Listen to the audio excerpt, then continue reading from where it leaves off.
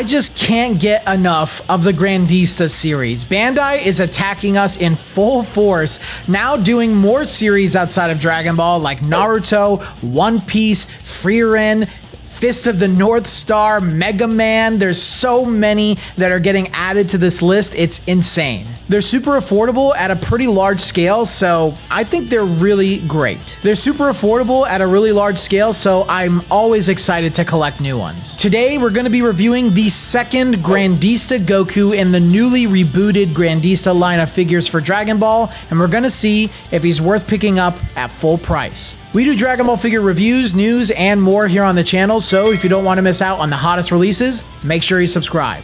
If you'd like to learn more about the Grandista series, please watch my Grandista Vegeta review where I talk about the series in a little more detail. This Goku figure was released on September 9th, 2025 in Japan, with an overseas release on the way. I don't think this Goku is based on anything specific though. He's clearly reusing the lower body of this year's first Grandista Goku release, which Bandai has now been including in their descriptions for figures. I will say that it's nice to have them be upfront and transparent about that. If you think this Goku is based on a specific illustration or official art, please let me know down in the comments. Even though this figure is largely a recycle of the previous Grandista Goku, I still have a lot to say about him. The figure still has a lot of the same qualities that I loved about the first. The sculpt is insanely detailed with brushstrokes and line work all over this Goku. This Goku still has that support that many people disliked, but he still has the ability to stand on his own. In fact, I think he might be more well balanced than the first Grandista Goku. The colors are bright and still pop too. Yes, he doesn't include shading as they're likely reserving that for his eventual special edition down the line.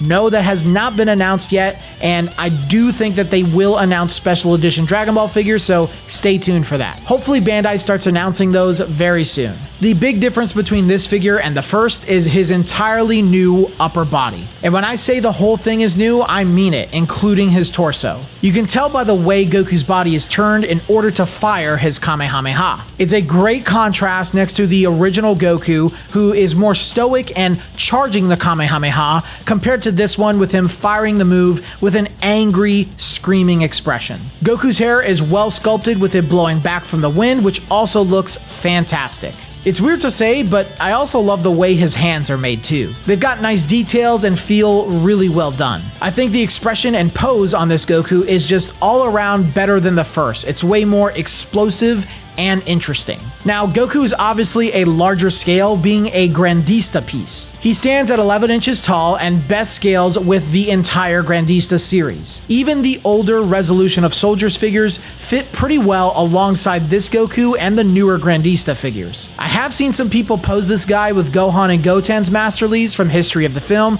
to try and depict the family Kamehameha. It kind of works, but I still feel Goku looks awkwardly big next to them. This figure will have an overseas release, but if you'd like to import him sooner with no tariffs attached, use today's sponsor, Jump Ichiban. You can leverage my discount code MatchesPeaches10 to get 10% off of your first order of 2 or more items, or MatchesPeaches5 to get 5% off of any number of orders at any quantity. So leverage their service, get your figures as soon as possible. Once you order them and they release, they will be at your doorstep in a week. So that way you can feel like you're right there in Japan with no tariffs attached. So thank you, Jump Ichiban, for sponsoring today's video, but now let's finish up this review. It's no surprise that this Grandista Goku shares a lot of my same thoughts and feelings that the first Grandista Goku had, and really the big difference is your preference in what pose you like. And if that's really the only difference to decide which one you like more, for me personally, I think this new one is the superior version. I just think it's a lot more interesting when he's firing the Kamehameha instead of standing and charging it with a more stoic expression.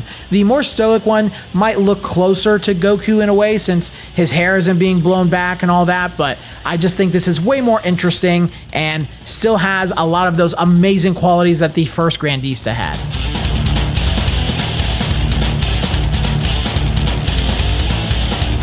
But those are my thoughts, guys. Please let me know your thoughts down in the comment section below. If you made it this far in the video and you enjoyed it, then please leave a like and of course subscribe to the channel if you haven't already. If you do want to join our community of awesome Dragon Ball collectors and enthusiasts that are just like you, there's a link to our Discord down in the description below. It is free to join. You can do buy, sell, trade in there. You can play games. You can make friends, show off your collections, all that great stuff. And of course, if you do want to support the channel even further beyond, consider becoming a YouTube member, so that way you can see videos like this early while getting other perks that we're working on in the future. But I think that's all I got for you guys today, so till the next video, I'll see you all later.